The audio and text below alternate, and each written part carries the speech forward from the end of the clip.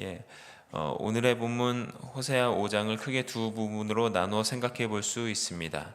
1절에서 7절은 호세아서 1장에서 3장에 걸쳐 언급된 주제들을 반복해서 언급해 주고 있고, 8절에서 15절은 이와 같은 국가적인 배교 때문에 여호와께서 이스라엘을 벌하시는 날이 올 것을 선포하고 있습니다. 1절에 보면 세 개의 대상이 있습니다. 첫 번째는 제사장 대상입니다. 하나님의 율법과 계명들을 마땅히 따르고 지키도록 준수하도록 훈계해야 될 책임이 있는 제사장들입니다. 두 번째로는 이스라엘 족속들입니다. 원문으로는 이스라엘의 집으로 번역되어 있는데 북왕국의 이스라엘 10개 지파를 말하는 것입니다. 세 번째로는 왕족들입니다. 왕의 가족들을 포함하여 왕의 주변에서 혜택을 받고 있는 자들을 가리킵니다. 즉 제사장, 이스라엘 족속들, 왕족들은 종교적인 리더들과 정치적 리더들, 모든 이스라엘을 가리키고 있습니다. 이들에게 하나님께서 엄히 경고하고 계십니다. 너희에게 심판이 있을 것을 들으라, 깨달으라, 귀울이라. 미스바에 대하여 올무가 되며 다볼이의 친 그물이 됨이라. 여기에 두 명의 지명이 등장하고 있습니다. 미스바와 다볼입니다. 앞에 호세아 4장 15절에서 길갈과 베델이 언급되었던 것과 마찬가지의 목적으로 미스바와 다볼이 등장했습니다. 여기에 등장하는 미스바는 길르앗 라못으로 불리는 미스바입니다. 이곳에서 이스라엘 백성들이 다른 나라들처럼 왕을 요청해서 사울을 자기들의 위에 왕으로 세워 범죄했던 곳입니다. 범죄했다라고 표현하는 이유는 사무엘상 12장 12절 15절에 잘 나타나 있습니다. 너희가 암몬 자손의 왕 나하스의 너희를 치러옴을 보고 너희 하나님 여호와께서 너희의 왕이 되실지라도 너희가 내게 이르기를 아니라 우리를 다스릴 왕이 있어야 하겠다 하였도다. 너희가 만일 여호와의 목소리를 듣지 아니하고 여호와의 명령을 거역하면 여호와의 손이 너희의 열조를 치신 것 같이 너희를 치실 것이라 기록되고 있습니다. 이스라엘의 왕정의 출현과 함께 얘기된 이스라엘의 불행은 호세아 시대의 입증이 되었습니다. 왕족들은 이제 백성을 함정에 사로잡는 올무가 된 것입니다. 다볼에서는 이스라엘을 억압하던 가나안 왕 야빈의 철병거를 무찔렀습니다. 하지만 이제 이스라엘 지도자들은 백성들을 사로잡는 그물이 되었습니다. 이런 상황에서 제사장들과 왕족들은 백성들을 살육하는 죄에 빠졌다 성경은 기록하고 있습니다. 2절의 내용은 하나님을 거부하고 이방신을 따라간 이스라엘이 하나님의 징계를 받게 된다는 의미입니다. 특별히 깊이 빠졌다라는 표현이 있는데 원어로 살펴보면 깊이 파다라는 의미입니다. 즉 하나님을 배반한 자신들이 우상 숭배와 학살이라는 죄악 가운데 계속해서 깊이 빠져들고 있음을 이렇게 표현한 것입니다. 3절과 4절은 대조를 이루는 구절입니다.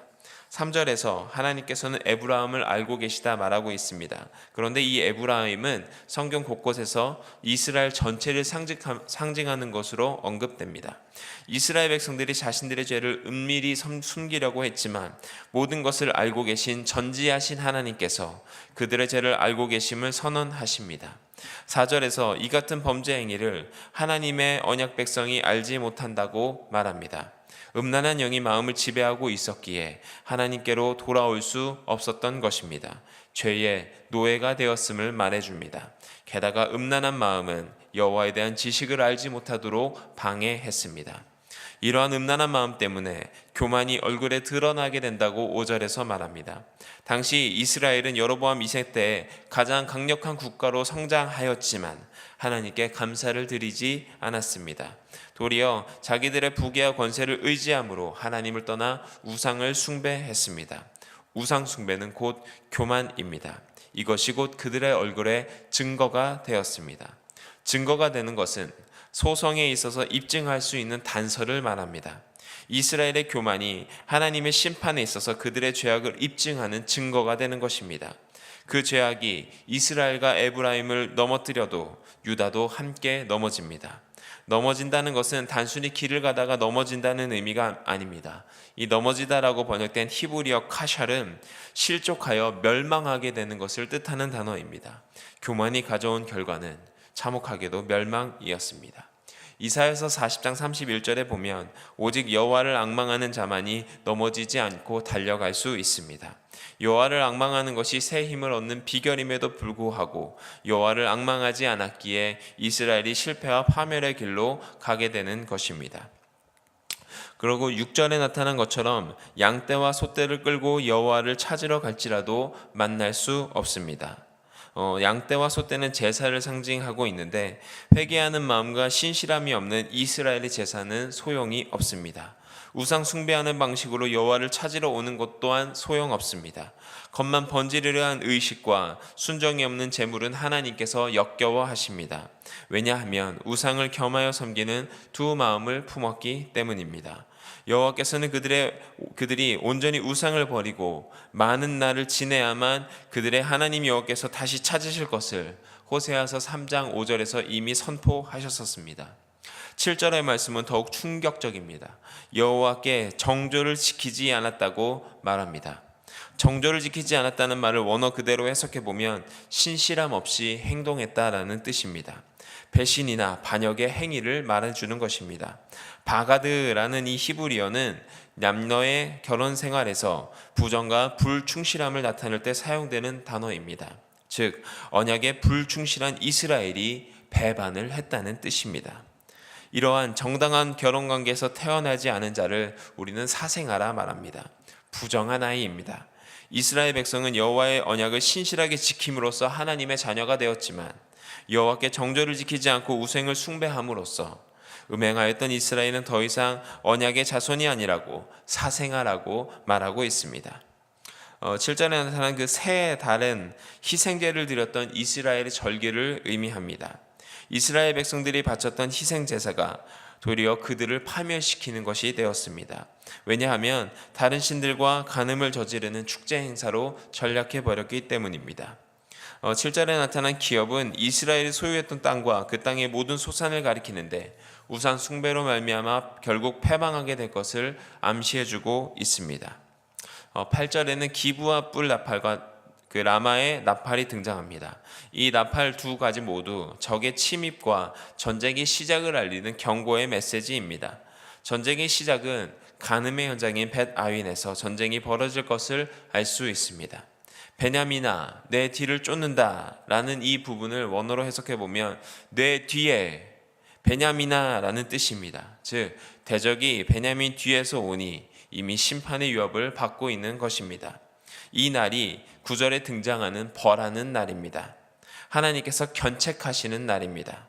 징계 형벌을 통해 심판하시는 때입니다. 에브라임이 황폐해집니다. 여호와의 말씀이 반드시 이루어지기에 이 일이 반드시 일어날 것입니다. 10절에 유다 지도자들의 잘못을 말해주고 있습니다. 경계표를 옮기는 자들입니다. 즉 땅의 경계를 마음대로 옮기는 죄를 저지른 것입니다. 모세의 율법에서는 이것을 금하고 있습니다. 신명기 19장 14절 내 여호와 하나님께서 내게 주어 얻게 하시는 땅 곧 내 기업된 소유의 땅에서 선인에 정한 내 이웃의 경계표를 이동하지 말지니라. 또한 이 경계표를 옮기는 자는 저주를 받을 것을 신명기 27장 17절에서 말해주고 있습니다. 그 이웃의 지계표를 옮기는 자는 저주를 받을 것이라 할 것이요 모든 백성은 아멘 할지니라. 11절 사람의 명령 쫓기를 좋아한다 라고 표현이 되어 있는데 이 명령은 두 가지 해석이 가능합니다. 첫 번째는 허무한 것으로 거짓되고 허탄한 신 쫓는 것을 뜻하고 두 번째는 명령이나 교훈인데 하나님의 명령과 반대되는 것으로 이해됩니다. 즉 바알 선지자의 거짓된 교훈을 말해주고 있는 것입니다. 하나님의 분노를 자아내는 요인입니다. 이 두 가지 모두 이스라엘의 악행 때문에 벌어지는 일입니다. 차이가 있다면 학대는 하나님께서 이방 나라를 통해 주시지만 재판은 심판은 하나님께로부터 직접 오는 것입니다. 즉 공의로우신 하나님의 심판으로 이방 민족을 통해 압제를 당하고 멸망하게 될 이스라엘의 운명을 예견하고 있습니다. 마태복음 6장에 보면 하나님의 나라는 좀과 동록이 해하며 도적이 구멍을 뚫지도 못하고 도적질 하지도 못합니다. 하지만 하나님을 배신한 이스라엘 백성들에게서는 12절에서 하나님 자신이 좀과 동록이 된다 기록하고 있습니다. 하나님이 좀과 썩이는 것이 되어 이스라엘과 유다 백성을 멸망시켜주는 심판을 말해주고 있습니다. 13절에 드디어 에브라임이 병을 깨달았습니다. 유다도 자기의 잘못을 깨달았습니다. 하지만 여기서 깨닫는다는 의미는 신앙적으로 각성했다는 뜻이 아닙니다. 여호와 하나님, 저희가 잘못했습니다, 용서해 주십시오라는 의미가 아닙니다. 힘들다, 빨리 끝났으면 좋겠다, 그냥 이 정도의 의미입니다. 그냥 상황을 모면하고 싶다는 뜻입니다. 상황을 모면하기 위해 에브라임은 아수르로 가서 야레방에게 조공을 바치지만 상황이 바뀌지 않습니다. 이방 민족의 왕은 병과 상처를 고쳐줄 수 없기 때문입니다. 14절의 내용을 자세히 살펴보면 모든 주체는 내가입니다. 여호와 하나님이십니다. 한글 성경에는 내가라는 표현이 3번 등장하지만 원문으로 살펴보면 6번이 등장합니다. 심판의 주체가 여호와심을 강조하고 있습니다. 심판의 주체 되신 여호와께서 에브라임에게는 사자 같고 유다 족속에게는 젊은 사자 같습니다. 배고픈 사자가 먹이를 움켜가는 것처럼 심판의 도구인 아수르는 사마리아를 정복하고 호세아를 잡아갔습니다. 유다 역시 바벨론의 느부갓네살 왕에게 침략을 당했습니다. 15절, 사자가 먹이를 찢고 동굴로 피하는 것처럼 하나님께서 이스라엘 백성을 심판하시고 자신의 자리로 돌아가십니다. 하늘 보좌로 가셔서 기다리십니다. 그들이 그 죄를 뉘우치고 내 얼굴을 구하기까지 기다리신다 말해줍니다. 고난을 받을 때 구하게 될 것을 암시하고 있습니다. 고난을 받는 것은 아수르와 바벨론에 의해 완전히 멸망당하게 되는 이스라엘과 유다의 포로 생활을 암시합니다. 이방 민족을 통한 압제는 그들로 하여금 하나님을 다시 찾게 하는 기회가 될 것입니다. 심판의 진정한 목적은 바로 이스라엘의 온전한 돌아옴을 바라는 하나님의 마음입니다. 힘들 때, 어려울 때, 고난받을 때에 하나님께 구할 것입니다. 구하다라는 것은 매우 간절한 마음으로 열심을 간구하는 것을 의미합니다. 하나님의 은총을 입는 유일한 방법은 죄를 회개하고 그의 얼굴을 간절히 구하는 것입니다. 오늘의 본문을 살펴보면 참 절망적입니다. 그러나 15절의 말씀처럼 여호와께서 기다리실 수 있기에 우리에게 희망이 있는 것입니다. 오늘의 본문을 보면서 만연한 죄악 가운데 있는 이스라엘을 보면서 고 오카눔 목사님의 메시지가 생각났습니다. 영화 제자 오카눔 중에 일부입니다.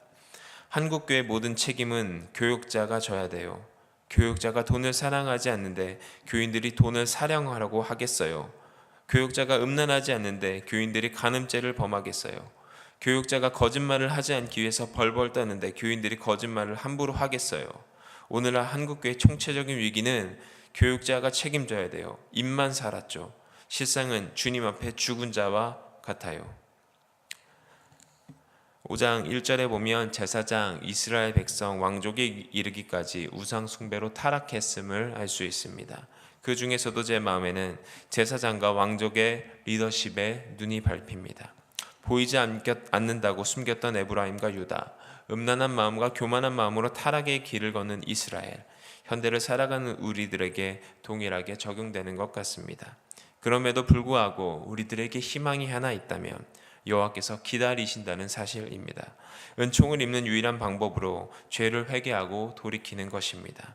죄를 멀미하고 겉모습만이 아닌 중심으로 하나님을 섬겨 어려움이 왔을 때 하나님을 돌이켜 구하는 믿음을 갖는 성도, 다른 것은 버리고 오직 하나님만 섬기는 성도, 오직 하나님만이 진정한 구원자요 치유자 되심을 바라보는 성도, 그런 거룩한 성도가 되시는 저와 여러분들이 되시기를 주님의 이름으로 축원드립니다. 기도드리시겠습니다. 수문제도 아시고 심판을 멸하셨지만 그 이면에는 돌아오기를 바라시는 그 하나님의 마음을 우리가 엿보게 됩니다. 주님, 우리가 돌이키고 주님께로 돌아가기를 소망합니다. 예수 그리스도 이름으로 기도드립니다. 아멘.